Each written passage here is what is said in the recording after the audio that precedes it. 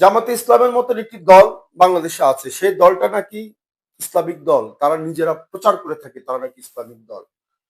তো তারা যদি ইসলামিক দল হয়ে থাকে, বাম দলগুলোকে তারা জোটে নিয়ে ইসলামিক দল দাবি করে কিভাবে? কারণ বাম দলগুলো তো বেশিরভাগ নাস্তিকতাকে বিশ্বাস করে।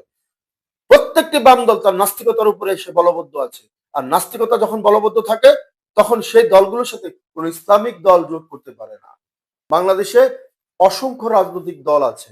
সেই রাজনৈতিক দলগুলোর ভিতরে বাম যে কয়টি দল আছেন, প্রত্যেকটি দল নাস্তিকতায় বিশ্বাস করে।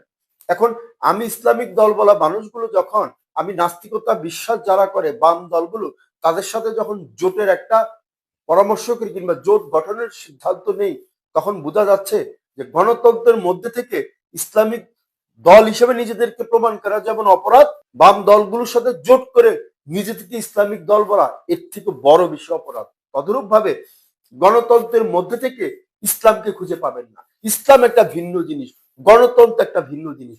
গণতন্ত্রের ভিতরে থেকে ইসলামটাকে যারা খোঁজে তারা মুনাফিক ছাড়া আর কিছু না। কারণ গণতন্ত্রের ভিতরে ইসলামের যে বিধিবিধানগুলো, ইসলামের যে সাংঘর্ষিক বিষয়গুলো ম্যাক্সিমাম গণতন্ত্রের ভিতরে পাওয়া যায়। ব্রিটিশদের করা গণতন্ত্র কিংবা বাম দলদের করা গণতন্ত্রের ভিতরে আপনি এই দেশের ইসলামকে কিভাবে খুঁজে পাবেন?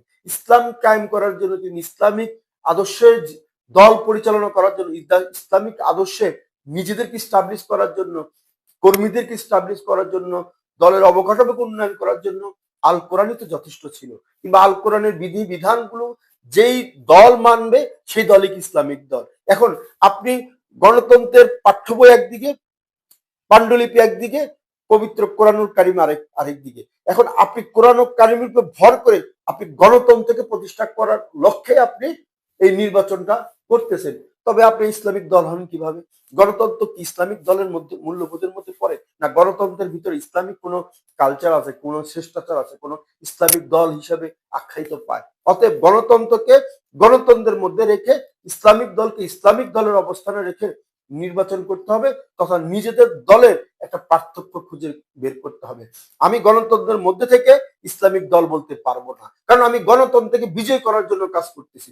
অবশ্যই বাংলাদেশের গণতন্ত্র প্রতিষ্ঠা পেলে বাংলাদেশের জন্য গণতন্ত্রের মাধ্যমে কিংবা বাংলাদেশের সংবিধানের মাধ্যমে এই দেশ পরিচালনা হবে, সেটা স্বাভাবিক বিষয়। কিন্তু গণতন্ত্রের উপরে ভর করে আমি ইসলামিক দল বলতে পারবো না, এটা আমার জন্য অপরাধ। অতএব আমি দেশের জামাত ইসলাম করা সকল নাগরিককে বলছি, ইসলামিক দলের মনে করে গণতন্ত্রের ফাঁদে পড়ে নিজেদেরকে ভিন্ন পথে